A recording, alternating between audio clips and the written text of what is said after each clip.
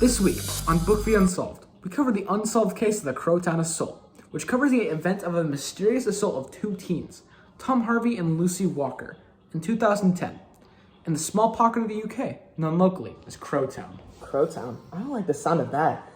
It's like the birds are covered in streets or something. I don't think that's why they call it Crowtown exactly. Imagine how much they have to pay to clean the mess the birds leave. Like, it has to be a pain to clean all that up. You know what? Let's just jump into the case. Many people would describe Tom as a typical 16-year-old who just so happened to live in the rough part of town. He lived with his grandmother, and he had been very close to her ever since his parents died. His grandmother quoted as saying, I had to take care of him ever since the day his mom passed away. He's a good boy with a good heart.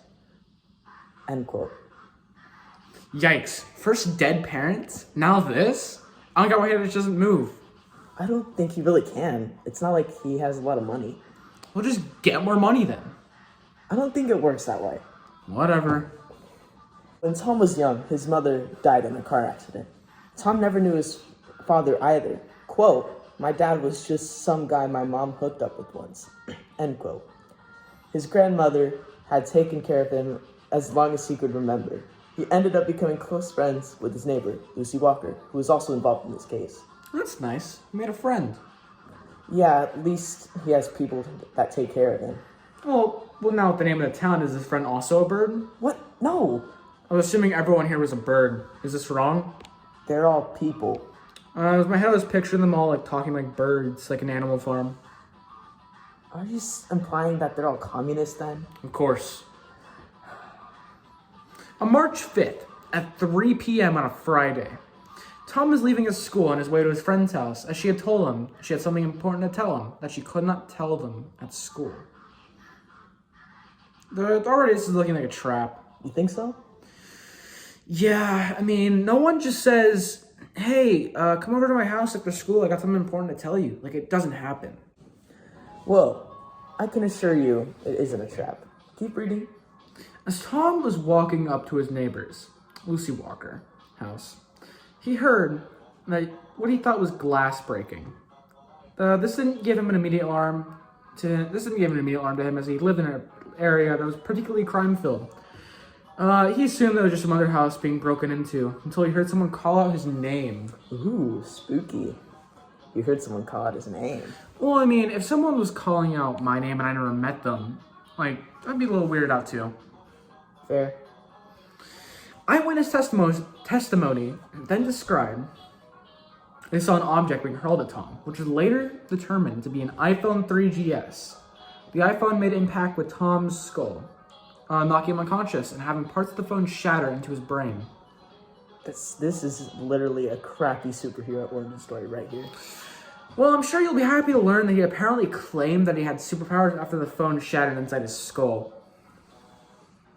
That's probably the stupidest thing I've heard all day. It's like that one time Marvel tried to create a superhero and said his powers came from his grandpa's experimental internet gas. Whatever that means. I mean, what are superpowers anyway? He claimed that it had the ability to hack into any device immediately just from looking at it. Is that it? That's really boring superhero, man. From what it says here, he also apparently claimed he blew up several phones with sheer willpower. Were these defective Samsung phones from a couple of years ago? Probably. After Tom was rendered unconscious, some events took place inside the house. The older brother of Lucy Walker, Ben Walker, was severely beat, leaving him in a hospital for several days, as well as Lucy being physically attacked by several of the men that broke into the house. The men were all hooded, according to Ben, and wearing a sort of uniform, almost like they had a dress code they had to abide by. They all wore balaclavas with black hoodies so that they could remain anonymous. They never stole anything, according to the victims. They were only there so they could attack someone. There were reportedly 5 men, all of whom were in their teens, around the victim's age, ranging from 16 to 19. Why can't they just, be regular kids and, play Friday Night Funkin' for their mobile phone or something? Well, they can't. Why is that? They threw their phone at the window, remember? Oh, yeah. Now, let's get into the suspects.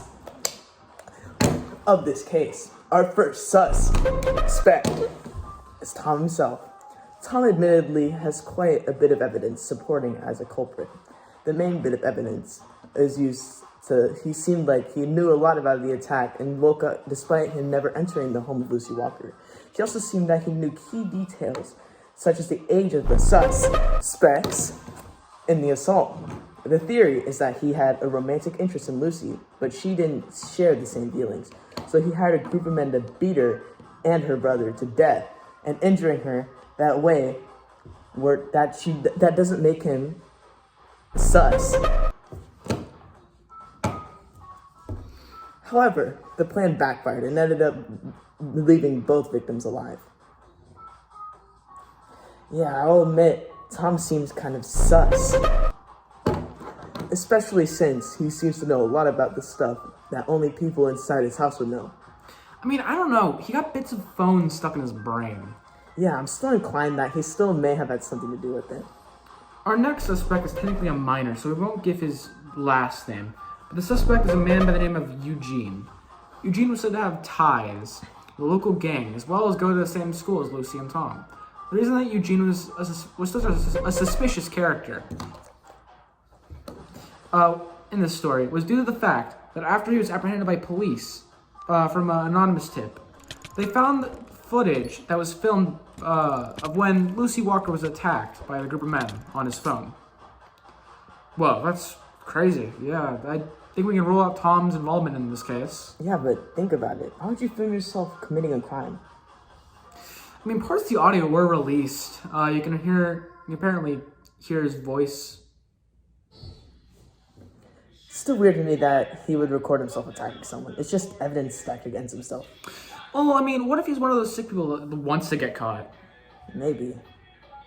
The third suspect of this case is third suspect of this case is a man by the name of Elman, who is a crime boss leader in Crowtown.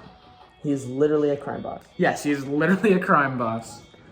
Due to more anonymous tips given to the police, they were able to perform several raids in Elman's compound, showing they had large drug stashes. Through police investigations, it was found that a person that went by the name of iBoy, online was damaging electronics in the compounds, making it harder for them to do their jobs. So let's get this straight. A person by the name of iBoy went around damaging a drug cartel's electronics? A little bit of vigilante justice, perhaps? Yeah, but this is real life. Superheroes aren't real. You don't know that. My best friend is Superman. Yeah, and I'm the president. iBoy is highly suspected to be Tom due to the fact that iBoy seemed to only go after the people that attacked his friend Lucy. That makes sense, I guess. Yeah, he's trying to avenge his friend. Oh, that's nice. I think the most likely theory here is that, well, Eugene was a part of this gang, and that he helped in the assault, but was hired by Elman to carry out the assault. 2, because most likely Ben, the brother to Lucy, wouldn't join their gang. I agree with this statement, but as of now, the mystery remains unsolved!